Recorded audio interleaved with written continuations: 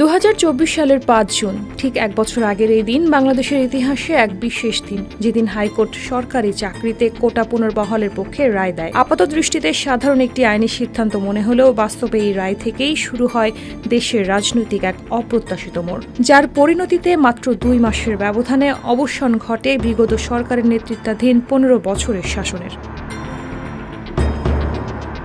রায় ঘোষণার পর সুপ্রিম কোর্টে কর্মরত সাংবাদিকরাও ওই সংবাদটি কভার করেনি তেমনভাবে, অথচ এই রায়ের পরেই জোরালো হয় সাধারণ শিক্ষার্থীদের আন্দোলন। এমনকি সরকারও প্রথমে গুরুত্ব বোঝেনি আন্দোলনের। বিশ্ববিদ্যালয়ের শিক্ষার্থীরা কোটা বাতিলের দাবিতে রাজপথে নামলেও সরকার তাদের দাবি অবজ্ঞা করে।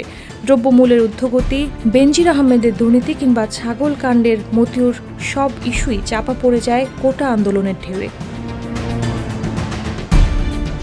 এদিকে দ্রুতই নিয়ন্ত্রণের বাইরে চলে যায় পরিস্থিতি। 15 জুলাই ঢাকা বিশ্ববিদ্যালয়ে আন্দোলনকারীদের ওপর ছাত্রলীগের নেতাকর্মীরা হামলা চালালে আন্দোলন আরও বিস্তৃত হয়ে পড়ে। পরদিন দেশজুড়ে পুলিশের সঙ্গে শিক্ষার্থীদের সংঘর্ষে চরমে পৌঁছে যায় উত্তেজনা। একের পর এক প্রাণহানির ঘটনায় দেশজুড়ে সৃষ্টি হয় অচল অবস্থা। 5 আগস্টের পর এক সাক্ষাৎকারে শেখ হাসিনার ছেলে সজীব ওয়াজেদ জয় বলেন, আমাদের কেউ ভাবেনি এই সহিংস আন্দোলন শেষ পর্যন্ত সরকার উৎখাতের দিকে গড়াবে।